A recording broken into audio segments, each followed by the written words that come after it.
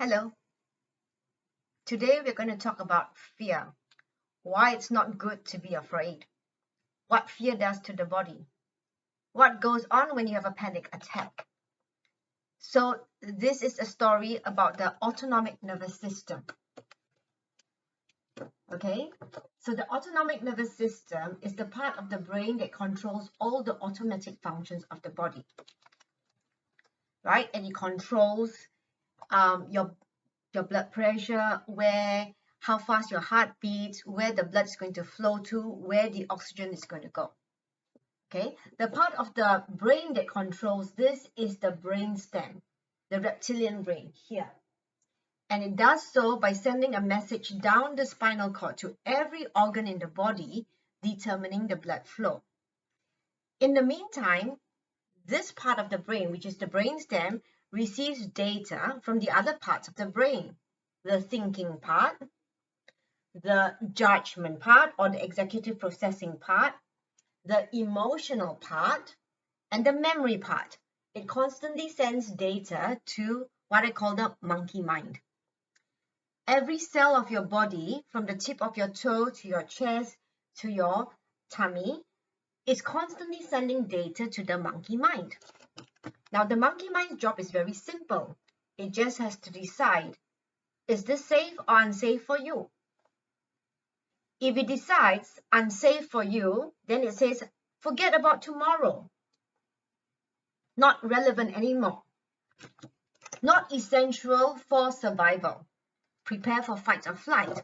So it will send a message down the spinal cord to every organ in the body, determining the blood flow for fight or flight, which means it will decrease the blood flow to these organs: the stomach, the intestines, the liver, the kidneys, the hormonal system, the immune system. Not essential for survival. In the meantime, it will send more blood flow to the heart, the lungs, and muscles to prepare for fight or flight. Now, if this was only 15 minutes because a dog's coming after you and you had to flee the dog or to fight the dog, then that's appropriate. But for a lot of us, we are 24/7 in that state of stress, of overwhelm, of anxious.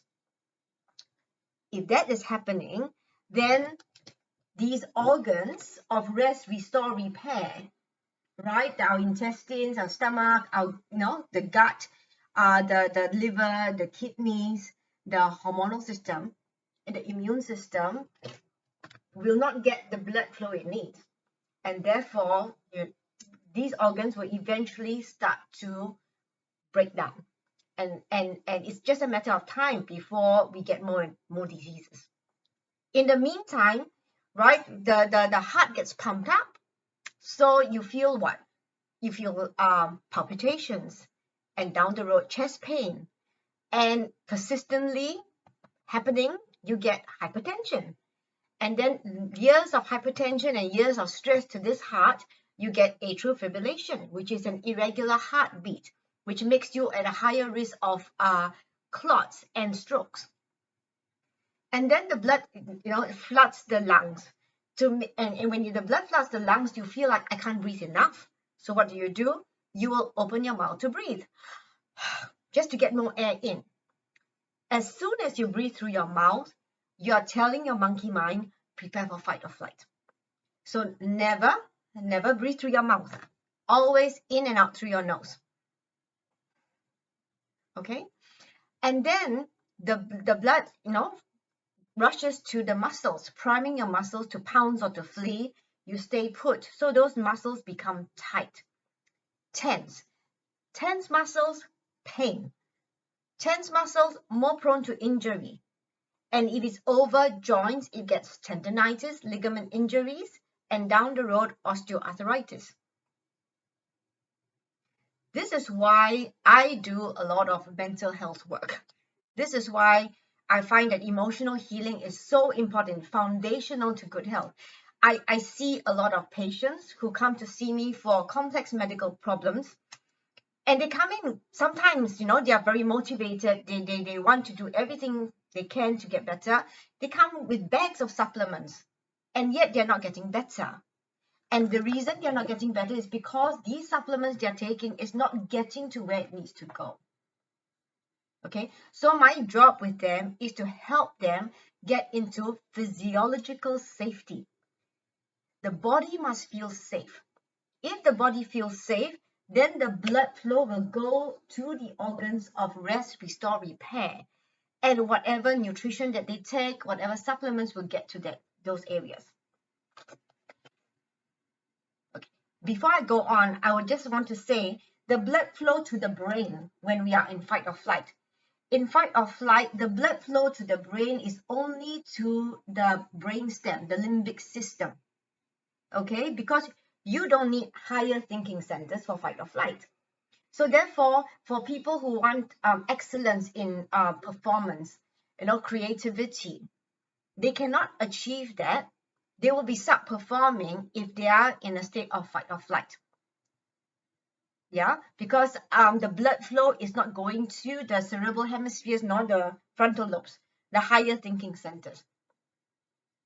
Okay, and this is very important, like for children, if you want the best results for them, or you're going for an exam, it's very important you need to contain your nerves. Otherwise, you will be going into the blood flow is only going to this area. You're not going to engage your higher thinking centers, and therefore you will underperform. Okay, so how do I help you get into a physiologically safe state? So it's simple. It's two things that you must learn. One is tapping. So you can tap below the collarbone. Some people call this is officially known as emotional freedom technique. So there are many points of tapping, but I prefer this one, which is below your collarbone. Okay, and why this one?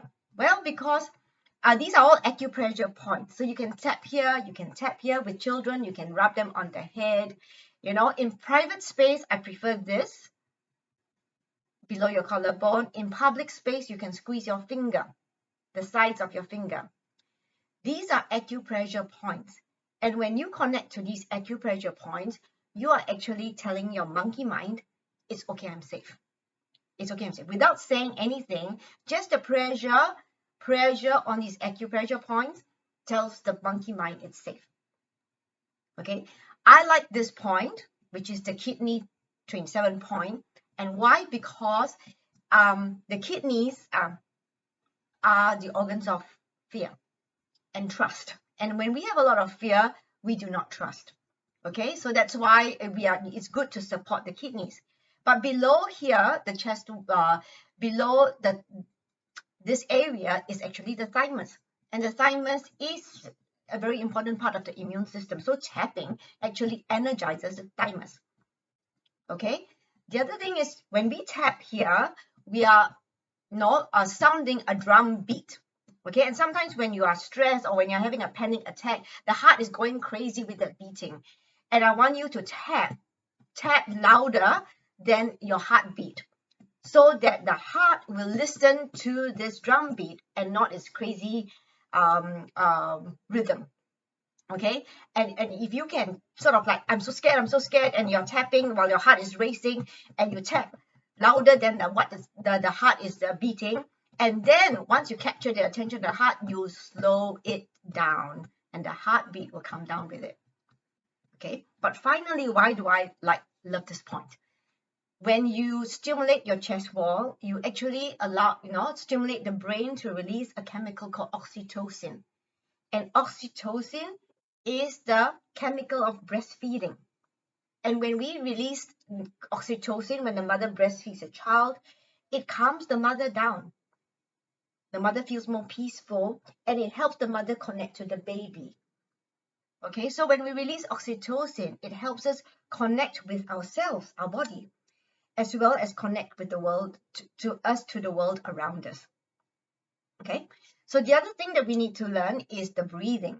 And I want you to breathe from your tummy. So as you breathe in, the tummy will blow out like a balloon. And when we breathe out, the tummy goes back into the spine. The chest doesn't move. So a lot of us, we tend to learn to breathe through the chest. Chest breathing. Chest breathing is stress breathing. It's going to tell the body to go into fight or flight. But when we breathe into our tummy, it calms the body down. So that's diaphragmatic breathing. So the rib cage, there's a very powerful muscle at the base of the rib cage called the diaphragm. And when we breathe in, we engage the diaphragm, it bangs down on the liver, pushes out the stomach. The lungs fully open, the deepest breath. When we breathe out, this diaphragm recoils back into the rib cage, expels the air. The liver gets drawn back, the liver rises back up, okay, towards the ribs, the lungs. The stomach gets drawn back into the spine. Now, under the liver is a very important nerve center called the solar plexus. And that's the command center for the monkey mind. So when we do that breathing, it gets a nice massage. And when it gets a nice massage, it converts every unsafe signal to safe. All right. So to tie this in, this is what I do. I mean, you know, if you've seen my past videos, I always say tap. So what do we tap? We tap and we say, I'm so scared, I'm so scared, I'm so scared. I feel like my heart is, you know, racing and it's popping out of my chest. I'm so terrified that I'm going to die. I cannot breathe, I'm so terrified. Right? So as you are speaking the truth about how you're feeling, or you say, I'm so angry, I'm so sad, you know, you're tapping back, it's okay, I'm safe. It's okay, I'm safe. And then you ask yourself, any more stuff, any more awful feelings that I'm feeling. And then you take a breath in and just say, I accept this fully. This fear that I feel, this panic that I feel, this out of control body that I feel, I'm so terrified, I accept that fully. I choose now to release this with love and peace. Then you go in for more. You say, any more of these yucky symptoms, any more of these yucky symptoms that I'm feeling, I accept fully. And then with my breath out, I choose now to release this with love and peace. Okay, you keep going in and dishing up more of that yucky stuff until you find that it's shifted. The panic is less, the fear has shifted, and or the anger has shifted. Right? And you say, I release this now with love and peace. Then you say these words, I choose to do what's right for me now. All right? And then you say, and I listen to my heart. I go to my heart space and ask my heart, what does my heart say? Okay, and take a moment, close your eyes, because a lot of us are not used to listening to what our heart is saying. Okay, but if we close our eyes and just look down towards the heart, we might be able to hear it. Okay, and of course, the first thing the heart would say to you is, it's going to be okay. It's going to be okay. And you might say, how can it be okay? How can it be okay? You know, this anxiety is not going to leave me. You know, it's taking over my life. And the heart says, trust me, it's going to be okay. Okay? And the heart will often say to you as well, be kind to yourself. Be kind to yourself. Right? And you are going to ask your heart, what would kindness look like here? What would it look like when I'm in such a panic state? And the heart would say, kindness would look like not beating yourself up. Kindness would look like giving yourself, take some time. Just give yourself a moment just to do your tapping and do your breathing and release this. Do not allow this to sort of be stuck in you, or worse still, repress it and ignore it.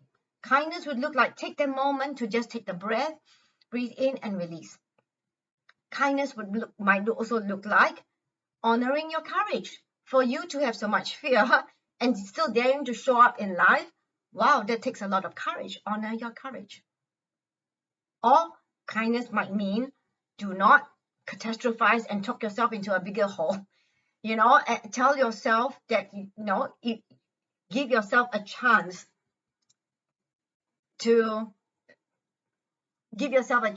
to be okay. Give yourself permission to be peaceful. Give yourself permission to be happy. All right? And if every time the fear comes, or every time, the panic comes, and we are already recognizing it because we are seeing it, our symptoms, when our gut's feeling tight in a knot, or we're feeling nausea, that's the blood flow not going to the stomach, right? So the more you can understand the fear, that's expressed through your body, and the more you support it with the tapping, you'll find that eventually this actually dissipates and it becomes less and less. So give it a go. Give it a go. This works very well, but you have to be real to the symptoms. You have to be real to your emotions, and you have to be fully present to support yourself. So be not afraid. You've got a great tool to help you. Until the next time we meet, remember, you are loved and you are love. Peace be with you.